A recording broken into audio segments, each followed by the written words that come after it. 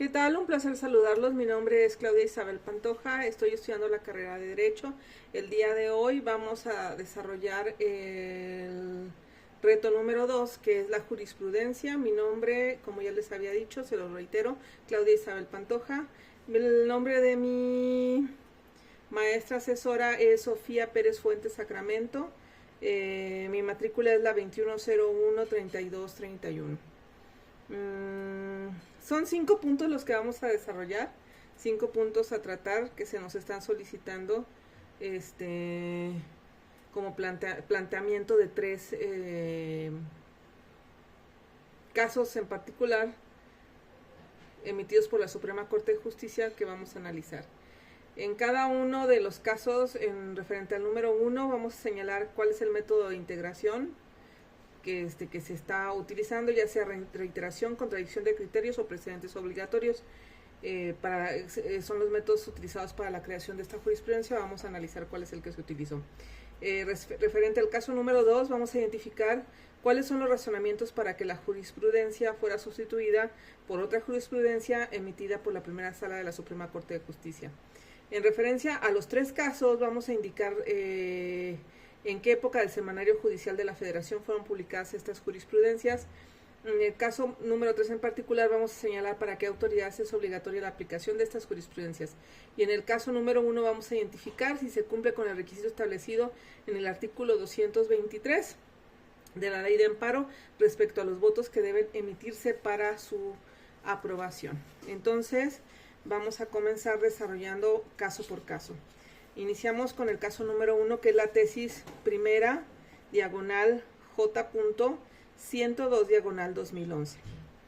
Esta jurisprudencia es emitida por la Suprema Corte de Justicia de la Nación y constituye una fuente formal del derecho mexicano. Es un elemento fundamental para la interpretación normativa. El presente análisis examina la tesis referida y publicada en el Semanario Judicial de la Federación y su Gaceta, con el objetivo de identificar el método de integración utilizado, la época de su publicación y el cumplimiento de los requisitos establecidos en el artículo 223 de la Ley de Amparo vigente en el momento de su emisión. El contenido de esta jurisprudencia establece que la Suprema Corte de Justicia puede ejercer su facultad de atracción con el propósito de integrar jurisprudencia por reiteración, cuando el problema jurídico planteado implique el análisis e interpretación de diversos preceptos constitucionales y legales. El criterio señala, en tales casos, se satisfacen los requisitos de importancia y trascendencia, ya que la resolución contribuirá a la fijación de un criterio jurídico y aplicable en asuntos futuros.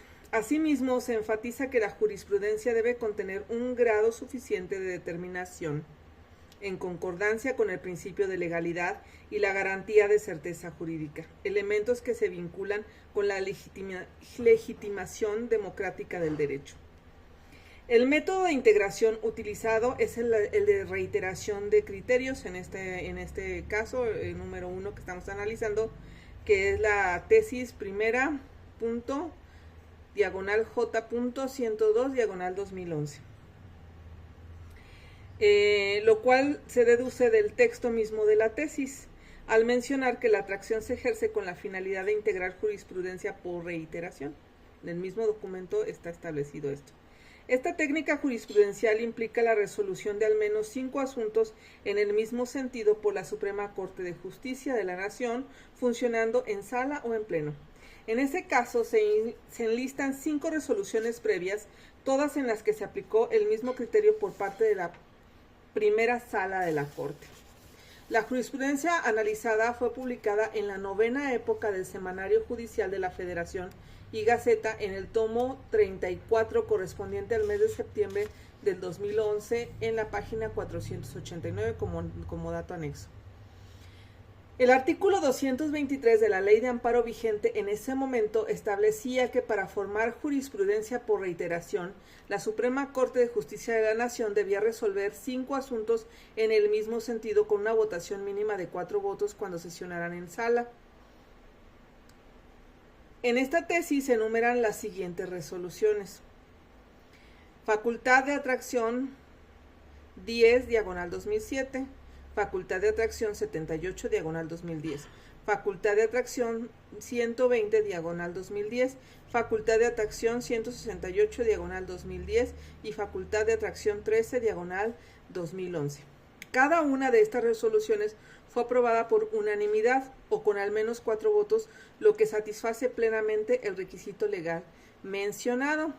Es decir, que al cumplir con lo que requiere el artículo 23, pues hace válida esta jurisprudencia.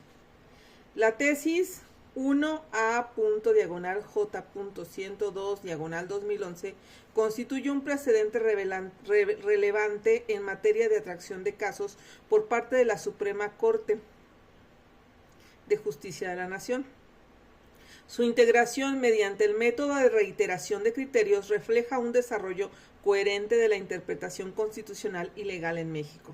Asimismo, cumple con los requisitos del artículo 223 de la Ley de Amparo vigente al momento, lo que valida su carácter obligatorio y vinculante. El criterio establecido en esta jurisprudencia fortalece la seguridad jurídica al delimitar claramente las conductas esperadas por la autoridad, en cumplimiento del principio de legalidad. De esta manera, se consolida la función de la Suprema Corte de Justicia de la Nación como órgano garante de la constitucionalidad y la interpretación uniforme del orden jurídico nacional. Con esto concluimos el caso número 1.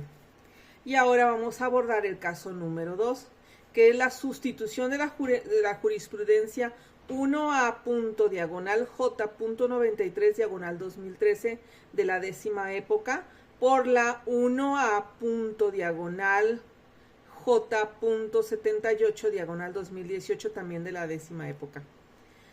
El sistema jurídico mexicano contempla que las jurisprudencias pueden ser modificadas o interrumpidas cuando se presentan nuevos razonamientos jurídicos que superan el entendimiento anterior. Este análisis tiene por objeto identificar los fundamentos y razonamientos que llevaron a la primera sala de la Suprema Corte de Justicia de la Nación a sustituir la jurisprudencia 1A.J.93, 2013 por la 1A.J.78, 2018, ambas de la 10ª época del Seminario Judicial de la Federación. El eje central de esta evolución jurisprudencial gira en torno a la procedencia o improcedencia del juicio de amparo indirecto contra el auto que ordena la citación a la audiencia inicial dentro del sistema de justicia penal acusatorio y oral.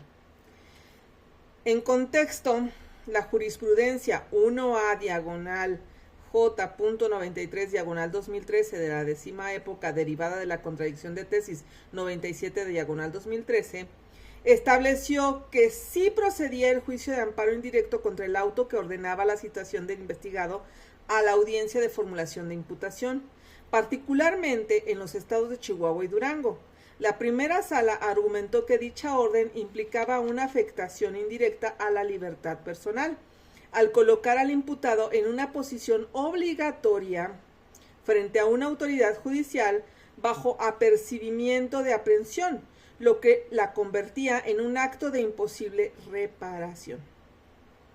Con la resolución de la contradicción de tesis 141, 2018, la primera sala de justicia de la Suprema Corte de la Nación adoptó un nuevo criterio reflejando en la jurisprudencia 1A.J.78, 2018 de la 10ª época, en la que interrumpió y sustituyó al criterio anterior. Los principales razonamientos que sustentan esta nueva interpretación son los siguientes. Número 1. El análisis sistemático del artículo 141 del Código Nacional de Procedimientos Penales. La sala argumentó que el acto de citación a la audiencia inicial, conforme al artículo 141 del Código Nacional de Procedimientos Penales, no constituye en sí mismo una afectación a la libertad personal, ya que se trata de una comunicación judicial para que el investigado acuda a una audiencia, sin que se impongan de manera inmediata restricciones a su libertad. Número 2. Distinción entre citación y afectación efectiva de la libertad. Se enfatiza que en la citación no implica una medida coercitiva per se, sino que la afectación a la libertad únicamente se materializa si el imputado no comparece injustificadamente, lo que activa la posibilidad no automática de una comparecencia forzosa. Este posible acto coercitivo es futuro, incierto y condicionado, y por tanto no justifica por sí solo la procedencia del juicio de amparo indirecto. Número 3. Reconfiguración del acto reclamable en el sistema acusatorio. Bajo el sistema penal acusatorio y oral, los actos procesales deben valorarse conforme a su naturaleza y efectos inmediatos. En este sentido, la Suprema Corte de Justicia de la Nación estableció que la citación es un acto judicial fuera del juicio que no vulnera directamente derechos fundamentales, lo que lo excluye de los supuestos de procedencia del juicio de amparo directo según el artículo 107, fracción 4 de la Ley de Amparo. La contradicción de tesis se generó por opiniones divergentes entre tribunales y colegiados, porque la postura favorable al amparo, que es el criterio anterior, sostenía que la citación afecta directamente la libertad personal y constituye un acto de imposible reparación.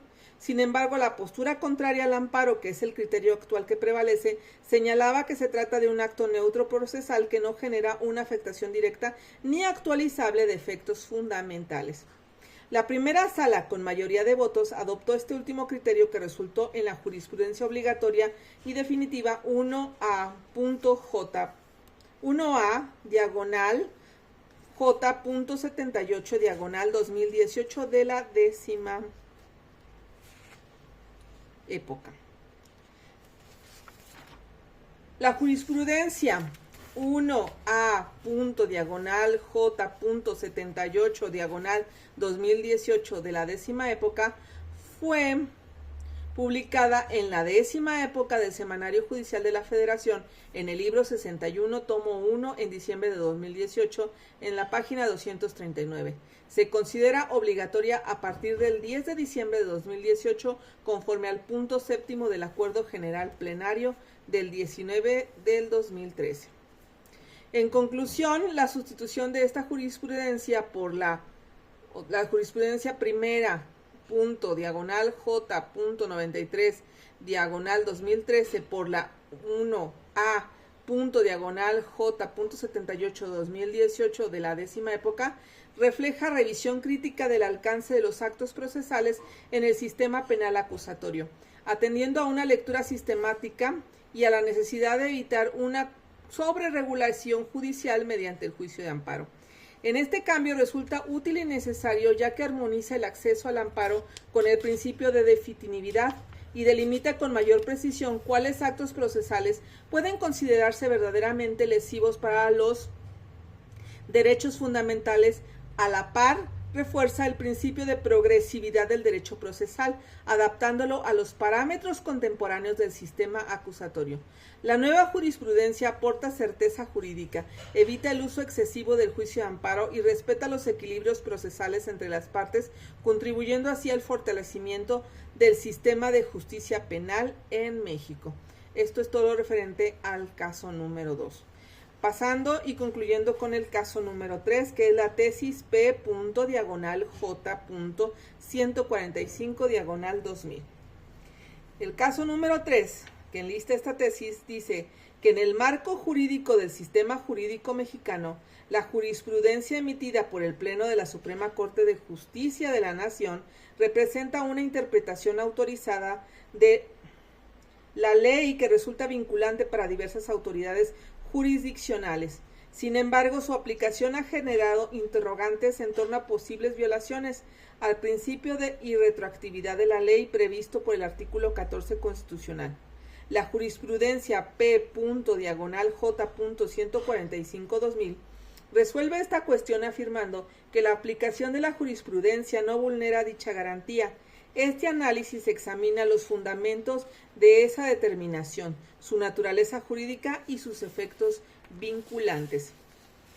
La jurisprudencia P.J.145/2000, emitida por el Pleno de la Suprema Corte de Justicia, establece que la jurisprudencia no viola el principio de retroactividad de la ley, ya que no constituye una norma jurídica de carácter general ni una ley en el sentido estricto. Según el criterio adoptado por la jurisprudencia, es la interpretación autorizada de la ley, que incluso puede llenar algunas normativas y otorgar certeza jurídica a través de una integración judicial que se basa en el espíritu del legislador y los principios generales del derecho. El Pleno aclara que esta función interpretativa, aunque genere consecuencias jurídicas en casos concretos, no equivale a la creación de normas generales abstractas y obligatorias como lo hace el legislador, por lo que su aplicación no contraviene a la garantía de irretroactividad prevista en el artículo 14 de la Constitución Política de los Estados Unidos Mexicanos.